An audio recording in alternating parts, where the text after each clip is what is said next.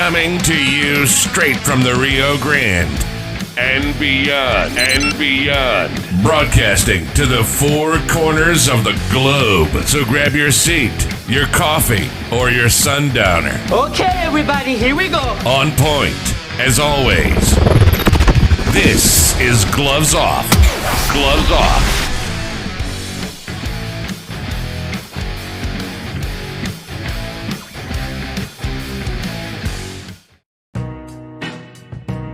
Wherever you call home, we are there. In favorite places, large spaces,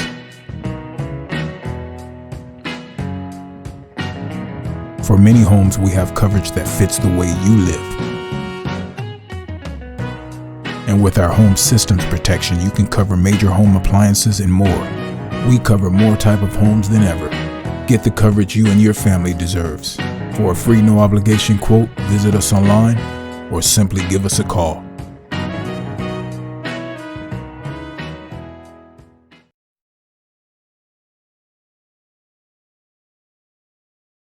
We're back at you in Gloves Off, and today we have candidate for Webb County Commissioner, Christy Rangel-Bryand.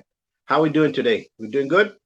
Hi, yes, thank you so much. It is a blessing to be here, first and foremost. And thank you for inviting me to this Zoom and getting to know, who I am, where I come from, what I've done throughout my college, after college, and why the most important thing as to why I am running for this position. So thank you again, and I really appreciate you taking the time off of your busy schedule. And let's get started. We'll get there. Well, number one, this is open for everybody, and the reason I say this is because this is to inform the lesson. A lot of individuals do not know who people are, what they've done, who they have, or maybe they've been elected before and they're rerunning for a re-election. They still don't know who they are, and this is what it's all about. Those that don't want to come out here, the ones that don't want to come out here, just plain and simple, but it's open to everybody. Absolutely. But let's start. Yes, I heard that someone did decline, and that's okay. And maybe, for next time, because I'm sure there will be a next time, maybe it could be a collaboration. I think we should all learn to be professional, work together for the betterment of the community, because at the end of the day, the voters are the ones that put them on that chair. Absolutely. Now, here's something. How and when did you say, you know what, I want to run? I think I can make change. Start from there. I would want to kind of work backwards, if that's okay, just to let them know who I am first. And I would like to start off with that. So my name is Christy Rangel-Bryand. I was born and raised here in Laredo, Texas. My parents were Ramiro and Laura Rangel. They're both head coaches, so you can imagine the skills and the discipline, and the importance of getting an education. My household, I do have three brothers, Mike, Ram, and Carlos. And Mike is here in Laredo, and Carlos is San Antonio, and Ram's in Austin. Mike is a coach at United High School. I am a prodigy of United High School. So, UISD, I always went to a UISD school. While I was there, my leadership skills started in 7th grade, to be very honest with you. My mom at one point was my United High School head, my United High School cheerleading sponsor. I was a class officer and student council officer there. I went off, graduated, from TAMU in 1999, December the 8th, 1999, the same day as my brother Mike. So our families had to split. But while I was at TAMU, I ran for Political Science Association secretary, and I did win. And I was also part of the Student Government Association. After, there, I graduated. I became a teacher. I was in the social studies department for the special education. So I was a resource teacher. And then from there, I became a Webb County probation officer. I had my sons, and they are currently a sophomore at TAMU, a biology major. He reminds me of me. He received the leadership award at TAMU. He was a TAMU freshman of the year runner nominee. So he did go to a national conference with Dr. Anderson, and he is part of Phi Iota fraternity. My other son, my youngest, his name is Alan, and he is a freshman at Laredo College, and he is also a biology student. While they were in elementary, I was very involved with their at Trotman Elementary, Trotman Middle, and United High School. So I've always played, I was very blessed that Coach Gaetan and Coach Sanchez, being a part of the booster club and team leader mom or senior liaison. So that is who I am. I am a leader. I lead by example. I instilled the same, mannerisms, respect, education in my boys. Like I said, I had the perfect role models, to be very honest with you. Now, coming from my son, Alan, he is a bio major. So I do have two biology majors. And now, as far as my professional career, I know I was a United Day cheerleading sponsor. I was in the PP4. And then from there, during the summer last year, I learned about who Rio Grande International Study Center is. And I had actually volunteered for the Calor campaign. Then I was asked to apply, and I applied. Mind you, I did not meet the qualifications because it required a master's in science. However, due to my political connections, I was hired. So that opened the door for me to learn a lot about the water, the air, and land. And so part of my projects was, the Adelante con Árboles. It's LISD, and that is, bringing back schoolyard forestry literacy, and as well as increasing, 30% native trees and native canopies. And then I also had the Binational Air Council. So I learned all about that. Placed 19 air sensor monitors, some 10 here in Laredo and 9 in Mexico as well. Formed a binational executive committee, and also with LISD, I did form a campus team, and I was in the process of forming a garden team. And so that's just a little gist of what I did for RISC. I know that I was a part of the Encuentro, Laredo Birding Festival. I canvassed 6 times within District 7 and 8 for, like I mentioned, numerous reasons, specifically to bring awareness and educate District 7 and 8 about our air quality. And now it brings me to where I am at today. I'm learning the duties and the responsibilities of a county commissioner. And it is clear to me, it is obvious that a lot of elected officials are not fulfilling their duties and responsibilities that the voters trusted in them. So to be honest with you, the change is going to start from the voters. Like I mentioned, I'm a mom, and to me, it's mind-blowing that some elected officials care about air quality, but most of them don't care about air quality. I myself have been on an item on the agenda for the city council, for the Webb County Commissioners, and I also went to the Port of Entry Advisory Board. So when I say that I've been very, very active and involved with District 7 and 8, I mean that District 7 and 8 know who Christy Rangel-Bryand is. Okay, good enough. You said a lot of stuff in there. I'm gonna take and pick. Let's start with the air. What is going on with the air? What's the issue with the air? And let's go into that, because you said air monitors, and I've been seeing a lot of stuff out here. Is it the responsibility of the state, county, or the city? Who's responsible for that? To be very honest with you, it's everybody. Because the air has no border, and neither so the solution. And that is when we had canvassed for the first time the Binational Air Council. So this is my name on the flyer. So everybody is responsible for it, from school board members to the city council, to the commissioners, to the port of entry, Mines Road. It is the hotspot is Aquero subdivision, Indiana Sunset, and Via San Agustin. That is the hotspot. So we all are responsible for the air quality. However, it is the responsibility and the duties of the elected officials to execute that. In other words, find a solution. So within my past work experience, I myself they've shut the door on me. So I could only imagine, what other concerned moms, how many they've shut the door on. And so with this, Binational Air Council. Christy, who is they? Who is they? Who is they? Well, who our elected officials, the city, the city? an elected official from the commissioner's office. And I'm not here to point names. I'm just here to work together. At the end of the day, this is a very health concern issue. We are all at risk breathing this air that we breathe. It's not good. There is a live data dashboard, happening. And it is, this binational air monitoring, it is funded through, EPA, it is funded through NADBANK, the University of Mass, and so border Frontera 2025.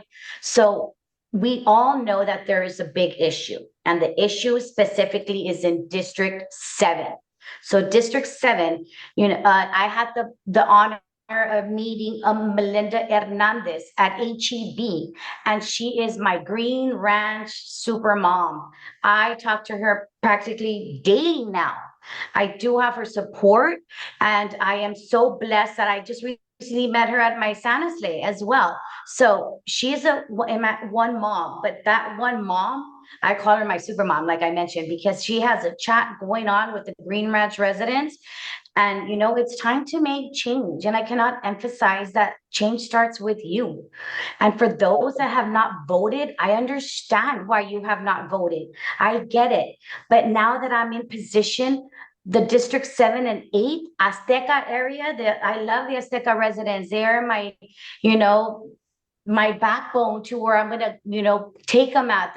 There's a light needs to be shined in the Azteca area. Las Palmas is gorgeous. They have a beautiful waterfall there. I don't understand why District 8, elected officials, why they're not shining a light on that. It's mind-blowing, like I mentioned. Let me show you a little bit of where I'm going to at. Let me show you my Bible. This is my Bible. I have been learning and studying every day the duties and responsibilities. And I mean, enough is enough, and time's up for the men. I'm sorry.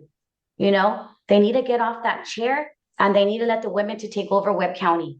We're moms. I mean, why aren't they concerned about the air quality? I'm a mother. I'm going to be a grandmother. I'm going to be a grandmother, and I'm going to have the same concerns as well. Now listen to me for a bit, because I'm going to go back a little bit. Graduate from college. I was still telling that after they graduate. Okay, let's go back. Okay, now let's go back a little bit. Now let's go back to the problem lies where with the EPA. Is it the trucks that are bringing this in? Is it the EPA that's not doing anything? Is it something that the EPA can enforce upon us? Can they do that? Yeah. There is a certain regulation that they have to meet. Yes, there is and also there's TCEQ. Remember that there's also TCEQ. So there is a certain regulation and amount that they need to meet. And although there's that regulation, but then the city regulation, so it's kind of like it varies, right? So it varies, but at the end of the day, what's happening here is that we have two invisible monsters. Two. So number one is ethylene oxide. Okay. And then number two is PM 2.5. So I focused the monitors that I helped place is specifically for PM 2.5. Now there is going to be a phase 2, which is coming soon. However, let's stop with phase 2. let's stop. Let's go back. What are the causes of the first issue and the second issue? What are the causes on that? So ethylene oxide, that was more focused on another coworker. So I focused on, the PM 2.5. So with that, What is think about, so Laredo, like I mentioned, remember, I don't come from a science background. Remember that. So that was also a learning experience for me, but I learned and I grew. So PM 2.5, right? Think about your hair follicle. So you have, it's less than your head. That's the dimensions are 2.5 particular matter, right? So when we breathe that, it goes deep down into our lungs. And within 2, 5, 7 years, you develop cancer, lymphoma, leukemia. And so when I canvass the industrial. Is it a natural cause? So is it a manufacturing cause? Is it a pollutant? What is it, and what's causing that? Let's go down. Let's get to that. Air pollutant. Okay, caused by what? It is an air pollutant. Caused by what? Like I mentioned. So it's caused by a number of things within the air. I'm not sure if you've ever heard of Midwest. Have you ever heard of them? So there is a company, right, in Mines Road. Well, I remember it was a learning process for me as well. So there's and they sterilize. You broke up. I said it's a learning process. I didn't hear what you said. It's a learning process for all of us. So educate us, because a lot of people do not know where it's coming from. I understand that there's a problem. I understand that there's this. So I want to find out what are the causes of this problem for us to see if maybe we can stop it, lower it, and let's start from there. Because and then to find out what other things we as citizens can do about that. Understand? Because we just say, oh, there's a problem. Yeah, I know the problem, but let's see where the problem starts. Where's the beginning of those problems, and see what we can do about that. Let's go down to that level first. Educate us. Okay.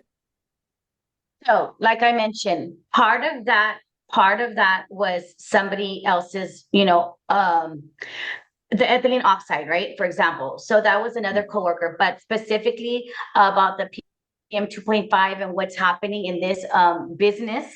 So they're sterilizing medical equipment that is releasing the air pollutant, and that's what is causing it, right? So throughout my canvassing of the Mines Road area, we formed a binational air council.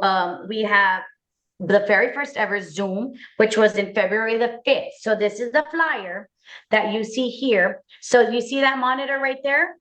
So that's the monitor that I helped place. As a matter of fact, I remember meeting Dr. Peltier from the University of Mass, along with Marvin Brown, which he is from Earth Justice. We went down to World Trade Bridge, and we were by the TCEQ.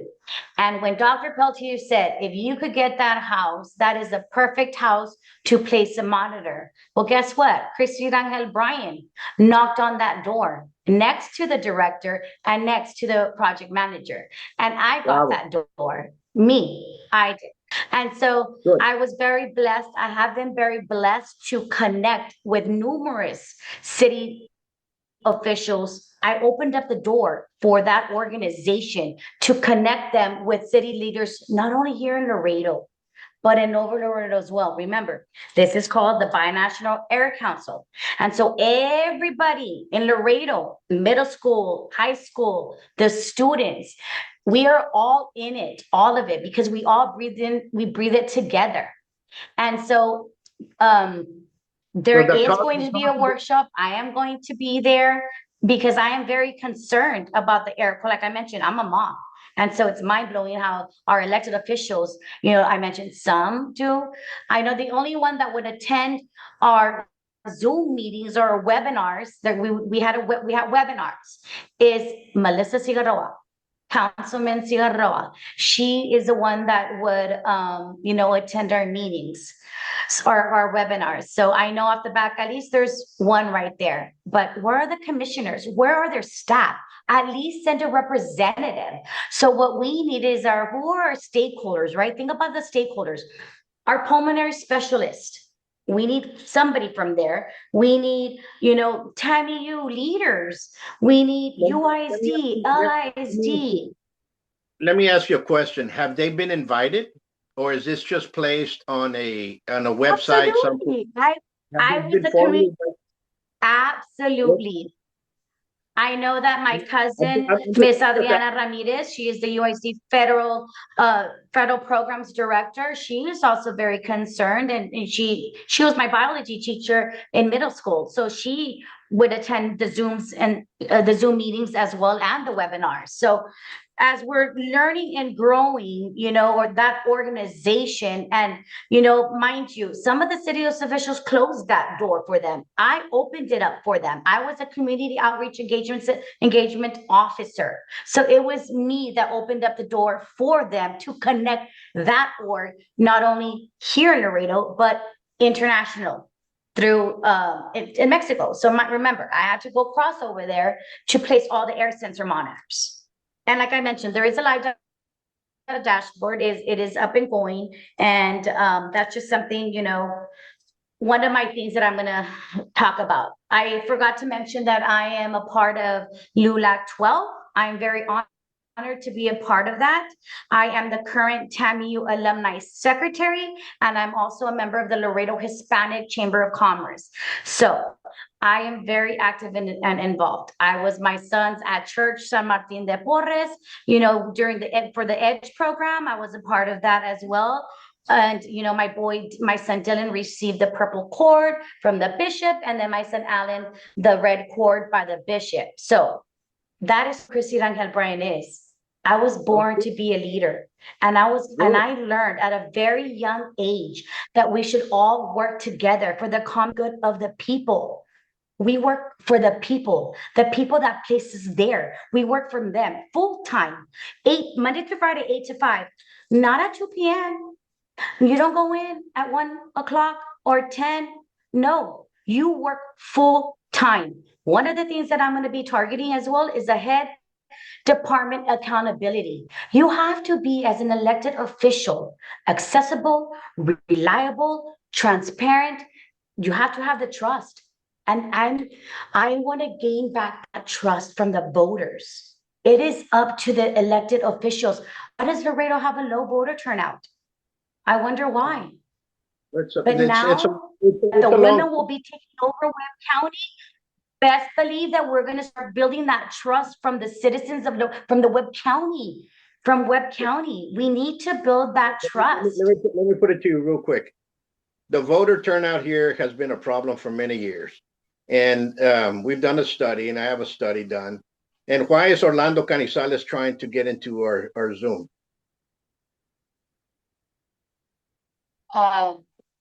Bring him on. We should bring in everybody.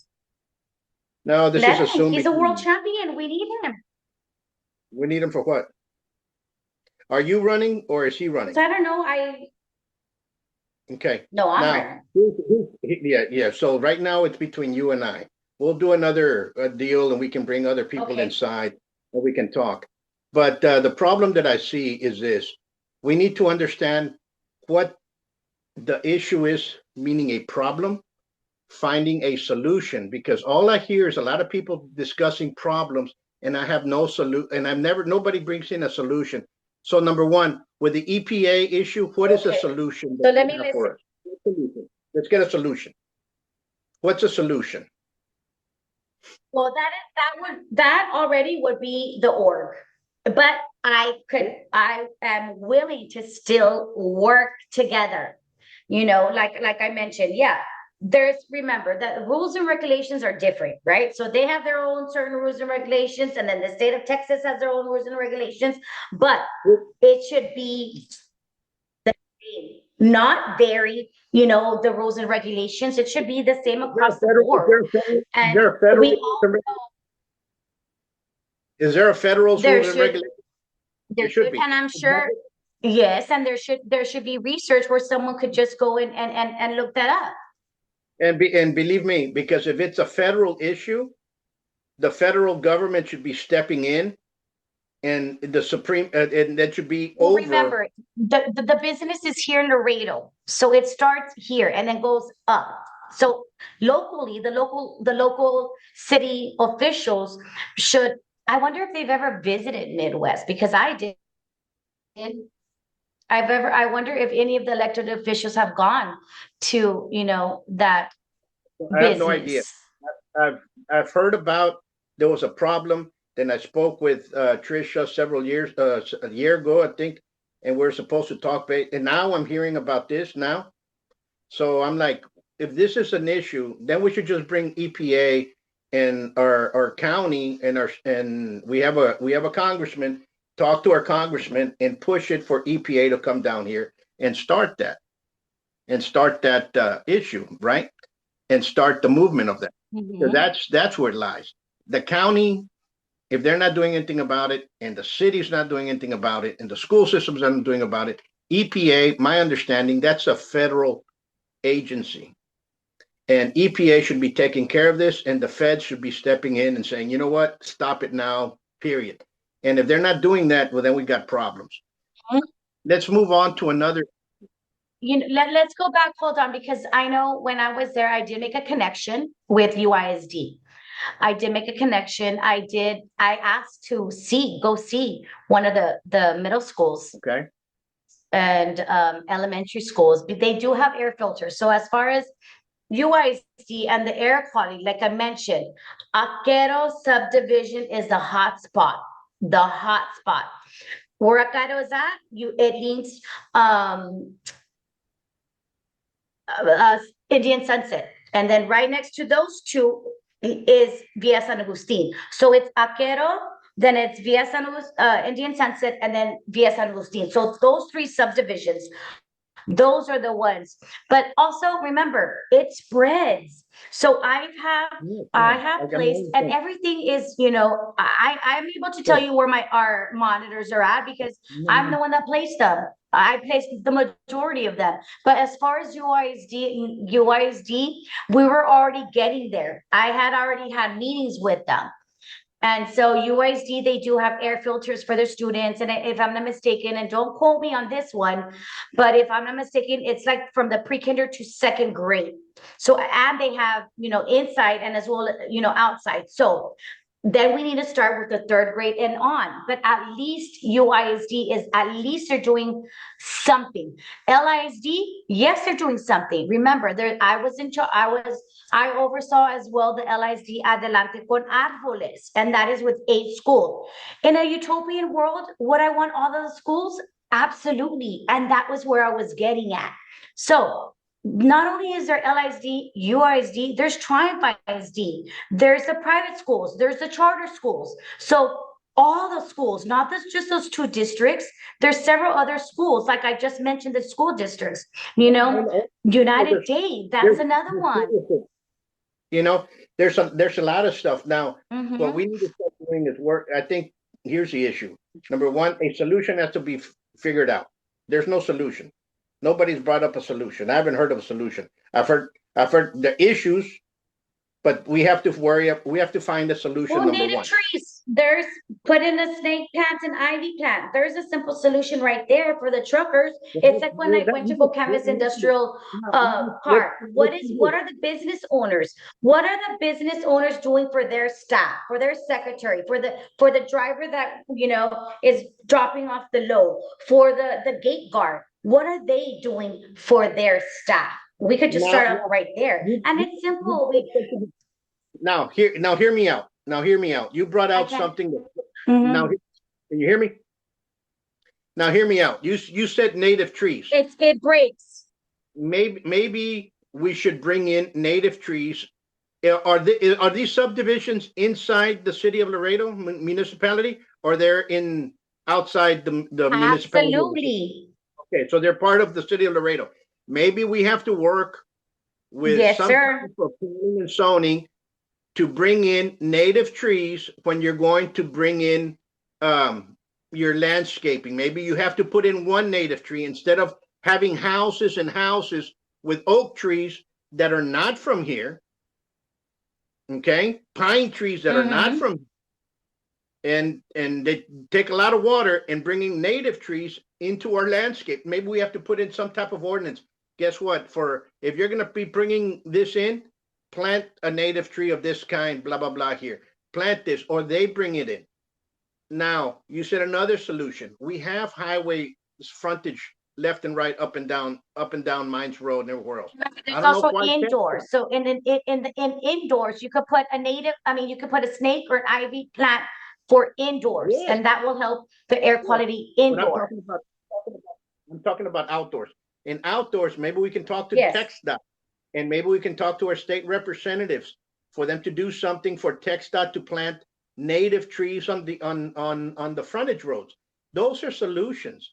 Now we're talking. You see, crucial conversations have to occur, and it's not about this is going on, Yes, this sir. is wrong, they did not stand, they did do this. I understand all that, but sometimes you have to go beyond that, because sometimes they themselves don't have the solutions, or they really don't care about it. And what happens is you have to go to the state. Now we have to go to the state. That's a good idea. Started from the state, and then you go into the state, because now you're talking about county. Now there's a lot. Mines Road goes into the county, so there's county parts of it that maybe the commissioners should start planting native trees on the side of the frontage of that, if it's allowed. Again, you have to go with TxDOT. And geez, that's an excellent idea.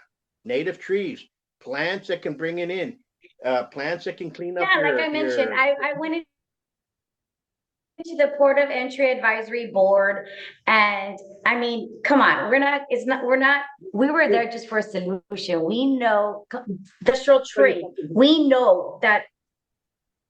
And I'm gonna interject right now. There's a lot of committees that have been around in the city that have had the majority of the same people for years, and they still trying to figure out secondary water source. And that started back in 2003 and 5, and they're still arguing. Well, we don't know the solution. And they look at each other. Do you know one? It's very simple. It's already been presented to them, but then they say, wait a minute, that's not the solution we want. That's a solution. No. Either you take those members out and plant new ones that can get stuff done. It's not friendships, but there's people in those committees that have been there forever, and they play musical chairs with those members inside the city. I don't know about the county, because it's kind of designed that way. So we're talking about the city now, and they play musical chairs. If the city's like that, imagine the commissioners. No, and then we're going to put you over here. And then, well, you didn't do nothing here for the last 8 years, so we're going to put you over here. And it's the same people. Yes, and then sir. We got a great idea. Well, we almost got nailed. Okay, we were going to be in a deficit with this. Imagine the bond that would have issued if people didn't stand up and say enough's enough. Laredo would have been sold down the river by people that were inside committees. Okay, so I understand the frustration. I understand the frustration people have because they see something that's not going in. And sometimes public officials, and here you're dealing with several sets, school boards, city of Laredo, county, the state, the federal government, and everybody keeps putting the finger, oh, go talk to that person over there. Oh, we're going to go talk to this person. No, but you have to go back over here. No, this is now EPA got involved. EPA is a federal government agency. So now these are the people we're going to talk to, and these are the ones. That's the way it should be, because the rest of them do not understand what's going on. So now, changing the subject, let's continue. What other issue would you like to see inside Webb County, the commissioners? Yes, because that's what you're running for. You're running for Webb County. Yes, sir. Like I mentioned, look, I have all my book. I call this my Bible. I'm ready to change up things from learning, the duties and the duties and responsibilities of Webb County Commissioner. Monday. What is an issue? I didn't hear what you said. What is an issue in the county right now that you see in your area that you've been around that you can say, you know what, we need to change? What do you see? What I see is right now closed doors. I see closed doors. So again, if he closed the door on me when I wanted to be an item on the agenda for the no border wall, and that is another, issue and concern for all of the land owners, all of them. And it's very, for them not to stand up and fight. If this org did it 4 years ago, but now it's kind of like you're losing hope with that. If this elected official closed the doors on me, because I saw him at the Democratic Party and I went up to him and I said, am I going to be an item on the agenda or not for the no border wall? And he passed it on to another person. And I'm like, that person's out of the country. And then passed it on to another one. Well, that third one, luckily, he has been very nice to me, called me. And he said, we're working on it. And I told him, at least you call me back, Commissioner. At least you, and it wasn't your secretary, sir. It was you. And I thank you. And I thank you for being very good and open and honest with me. And let's try to get this going. So that would be, one of the things is to have an open door policy. Like I said, we work for the people. Like it's not supposed to be the other way around at all. So that would be one thing I would see. Another thing it would be the Texas Penal Code 2503, the interference with child custody. I'm a mom. Luckily, unfortunately, it's my boys and I. They are 18 though. Dylan will be 20 and Alan's 18. But I am a mother, and mothers, we protect our children. And sometimes moms, in the middle of a divorce, it gets very ugly. And so thank God that the city, passed last year. So then this was what, January 1st, 2024. So that this Texas Penal Code 2503 came into play. However, the county commissioners have not. No, they have not. But let me tell you something real quick. 2503 goes against the non-custodial parents. Unfortunately, there's non-custodial parents that are female and there's non-custodial parents that are male. Unfortunately, in the state of Texas, there's 92% of non-custodial parents in the state of Texas are males. In the county, it's 96% that are males. So we have a lot more dads that are trying to be involved with their kids that are not allowed to, either by the court, even though there's a court order there, because a court order, they always talk about the best interest of the child. And the best interest of the child has already been decided in court. And usually you have a decree, and it says they can say for a first, third, fifth weekends of the month belong to the non-custodial parent. Okay, if it's a father or a mother, that's who's supposed to be visiting them. And that individual goes and picks up the child, and all of a sudden the child, whoever the custodial parent is, or the grandparent or whatever, says, you're not going to see him. Under the penal code, 2503 is a state jail felony. We have a lot of police officers, law enforcement officers across the state that their brain matter is very, very shallow. So they think of it as a civil matter. It's not a civil matter. It's a criminal offense. And never arrested them. And I see and understand why, and so on and so forth. Now, it was changed because of an incident that happened to me. And we had a lot of individuals that got on board, male and female, and we pursued it, and it finally got passed. And it was supposed to be giving a tariff to the custodial parent that's interfering with the visitation rights. And that tariff was supposed to be passed by a municipality. Laredo was the first one that passed it. To the day, 0 tickets have been issued, and we have problems left and right. Wow. El Paso just passed it.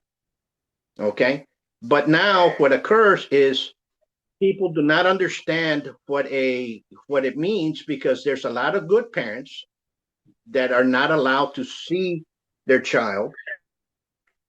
Okay, and they're punished because of that. And the ones that suffer ultimately are the children. Children are the ones that suffer in the long run. Absolutely. And believe me, the Psychological, issues, the counseling. Mm-hmm. there's a lot. Kids that grow up, Mm-hmm. they grow up not allowed to see their kids, their parents, or their father. In many cases, a lot of them, there's teen pregnancies, teen suicide, teen runaway, drug addiction. Most of them end up being arrested. A good percentage, I think there was something like 65%. That's a lot, and it depends on the ethnic group. So we need to find out how we can help them. And if this has not been passed, because our DA wants to do it, but they don't want to pass it on commissioner's court, they give you the runaround. It's our kids. That's all I ask for. That's all in the school districts. the states ask for, right? Mm-hmm. And all the differences. Well, luckily in the school district, they have, and I was also a part of the communities in school. So the communities in school, there's again, in a utopian world, you want them in everywhere, a coordinator. So the coordinators, my last campus was early college there at Tammy U, the Hector Garcia with LISD. So I was an educator for many, many, many years. As a matter of fact, at Seattle High School, I was Rookie of the Year, LISD of the Year, Mentor of the Year. I had my children, Lizzie Newsom called me into her office. I was a substitute. I had my children, remember, so I wanted that schedule. She called me in, I need someone to do reading intervention. I did reading intervention, and then I was LIC substitute of the year. So winning awards of the year alone speaks volumes of my work ethic, of who I am. And communities and schools, they target 4 themes. They target social service, behavior, attendance, and academics. So those coordinators whom I love and admire so much, they target all 4 of those areas. So for example, I know that with at early college, I helped my families with immigration services.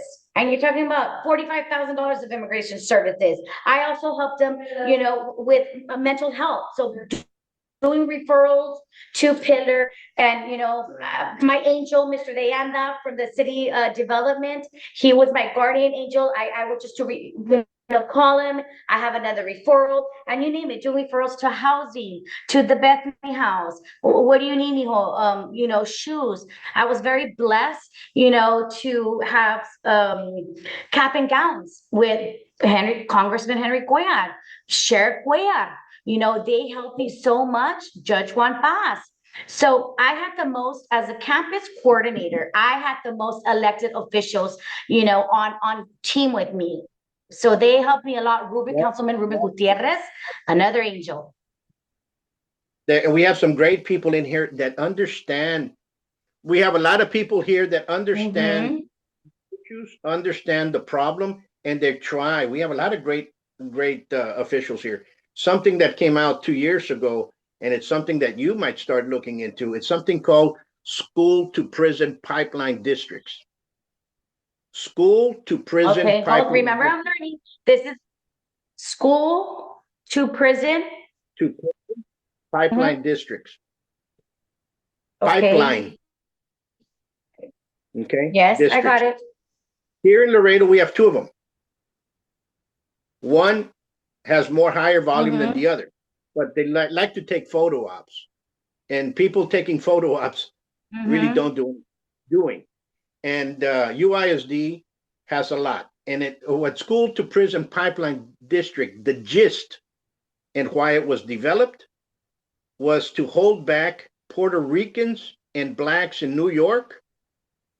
Okay, then it spread to California to hold back Latinos and blacks. And here in Texas, the same way. And guess what?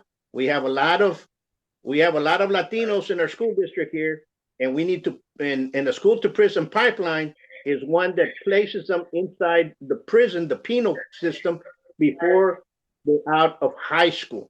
And there's a lot of people that are 17 years old, and they're no longer taken to juvenile, they're taken to the county jail, understand, for absence and so forth. So we have a serious problem that they just want to just honky dory. Let's take a photo up. Look at what we're doing. Look at Santa brought me this. Look at the Easter Bunny brought me this. And we have enough of that going on. We need people in there that do action. And we need people that are proactive instead of reactive, because we have a lot of people now that are reactive that we've elected. And enough of this nonsense of, I'm a Republican, we have to do this. I'm a Democrat, we need to do this. I could care less who you are. What are you going to do for the county? That's what matters. What are you going to do for the city? That's what matters. You know, it's like I always tell my boys. It's like I always tell my boys, actions. I always tell my boys, actions. Action speaks louder than words. Absolutely. Absolutely. You know, I'm very proud of both my sons. I'm very proud of both my sons. As a matter of fact, you know, a few weeks ago, my son, I called him and he was like, Mom, I'm very busy. And I was like, oh, okay, I just want to see how you're doing. So my son brought back an organization. He was changing bylaws, my son, the time he was sophomore. He brought back an organization to help college students with their mental health. I'm not sure why they even went away to begin with. Why didn't anyone? But look, there's my son. What a blessing. He reminds me of me, you know, and I'm very, very proud of both of my sons. And when I decided to run, I asked them for their blessing. That was number one. And my mom too. I asked her for her blessing. And of course, with moms, you know, hi, Cristina. And you know, when your mom calls you in Spanish, Cristina, it's like, you remember, you know, your Theo was in the UIC board and the city council, and you know how that goes. And I said, I do, Mom, but I also have a duty and an obligation to the Webb County citizens. I said, and I have seen and I have heard them, and it is time. When is somebody going to say enough is enough? When? And, you know, one of the big thing is the mail-in ballots. That's another thing, you know, but I'm learning of, you know, when. Let me tell you something. You mentioned mail-in ballots. Are you insinuating there's voter fraud here? Or it's initiating? I'm not insinuating anything. I'm not insinuating anything.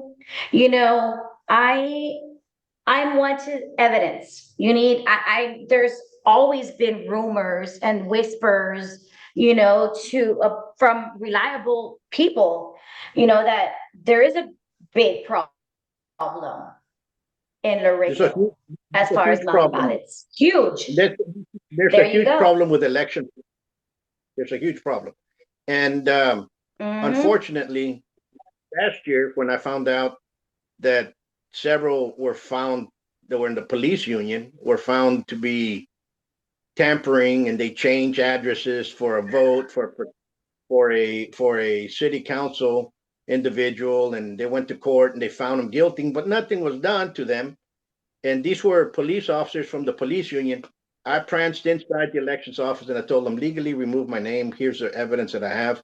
I do not trust you all, because you all have not done anything, zero, to stop election fraud and to stop the rumors that are there. Oh no, but no. That's the reason why people here in Webb County do not vote. Let me tell you another little secret on numbers.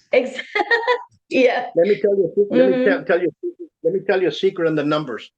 In early vote, people call you. Hey, Paul, you did not vote. Here's the list. Oh, guess what? You voted a Republican. Oh, guess what? Your mom didn't vote. Can you have her vote here? She voted Democrat, or what have you. It goes down the list.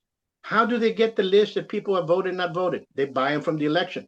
Now, guess what happens here? The numbers of early vote on the Democrat side. I'm not talking about Republicans, because you can count them with It's very low. But when you look, and this is where I'm going to tell you where it changes and it shifts. In early vote, the primary. Okay. During early vote, those that work for the county, the whole different departments, the city municipality, the two school boards, school districts. Okay? They're counted who votes who, where, when. And if you do not vote Democrat, let's say you vote Republican, you're blackballed and you're at work. You might even lose your job. You might even be placed in a shift that it's a graveyard shift that you can't do it. And that's a type of oppression that we have because of voter selection. That type of corruption needs to stop. Because they check and see, and they'll call you. All the campaigns are calling you, hey, you didn't vote. And they hound you all that week for you to vote.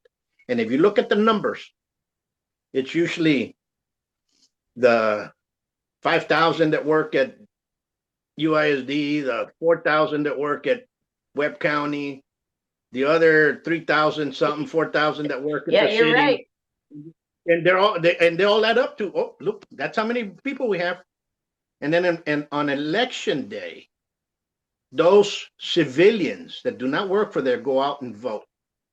I wish they could block the list for it not to show if you voted Democrat or Republican, and you will see shift again, because you see the same number come out and vote for the general, and all of a sudden you have Republican senators, you have Republican governors, you have Republican presidents winning.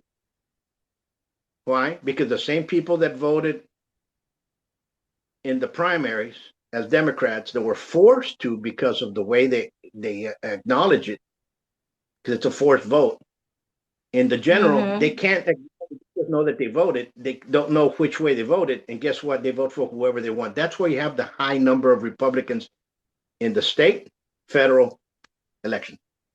Very simple. It's mathematics. But when you tell that to people there, they say, no. This is why I told my boys, this is why I told my sons, it is very important to vote. And Dylan's, this will be the second time around that he will vote. My son, Alan, he's just turned 18.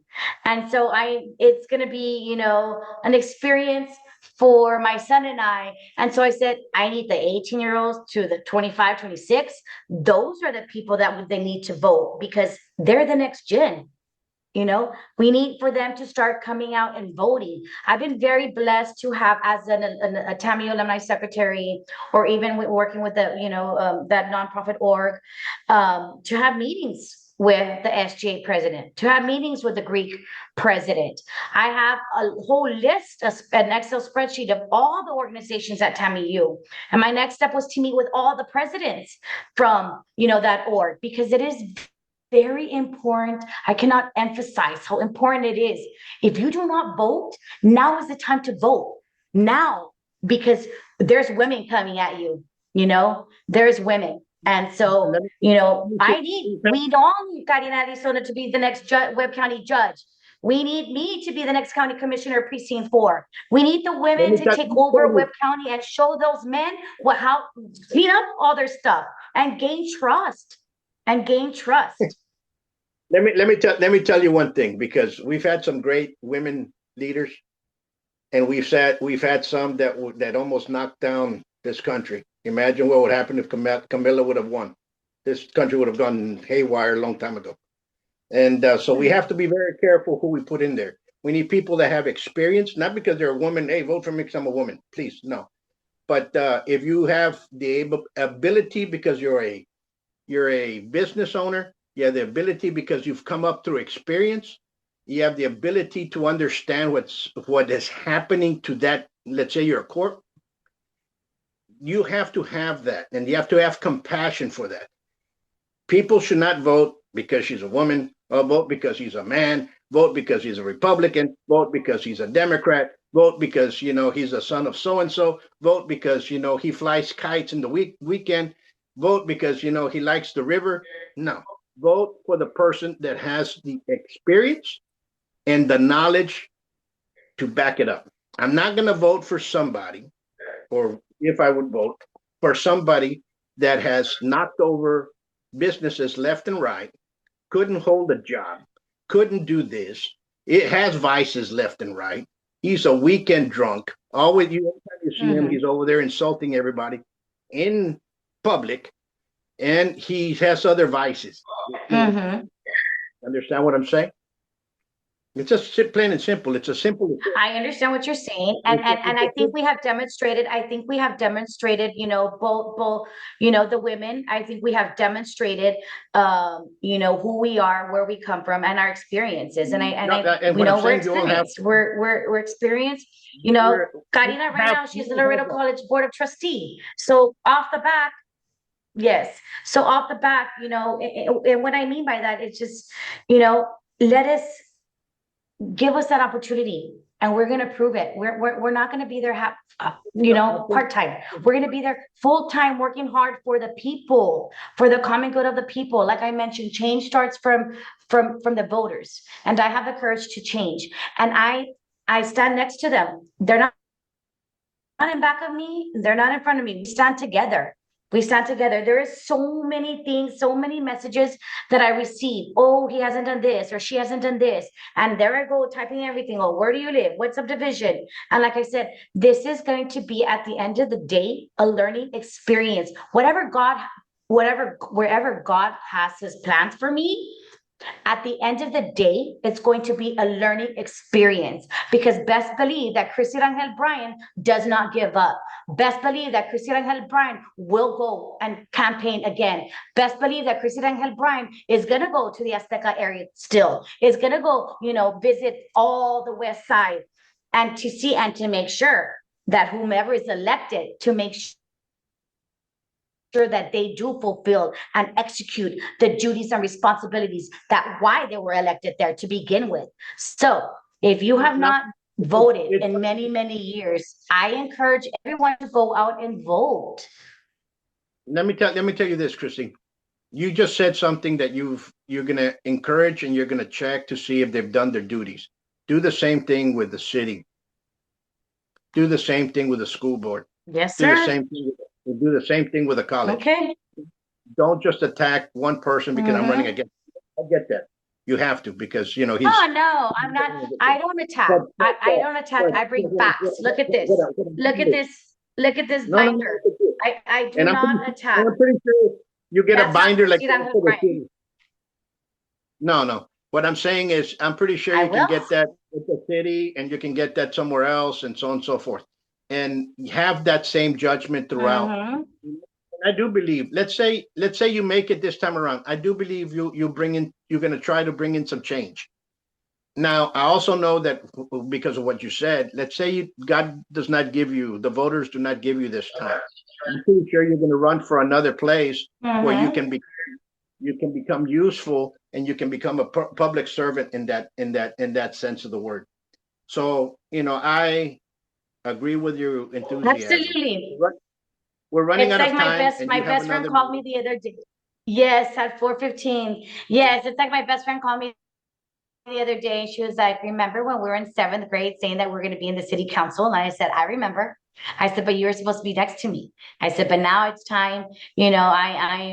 I'm your next elected official, Christy Rangel-Bryand, for Webb County Commissioner Precinct 4. Thank you so much for your time. Thank you so much for this opportunity. I wish you well. God bless you, and have a blessed day." Likewise. You stay safe. Let me give this to the people out there. Folks, research each and every candidate.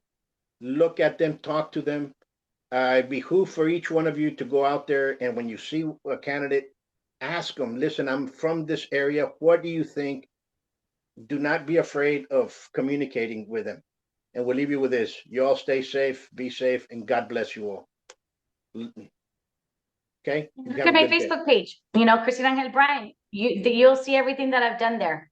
God bless you guys. Bye. Bye.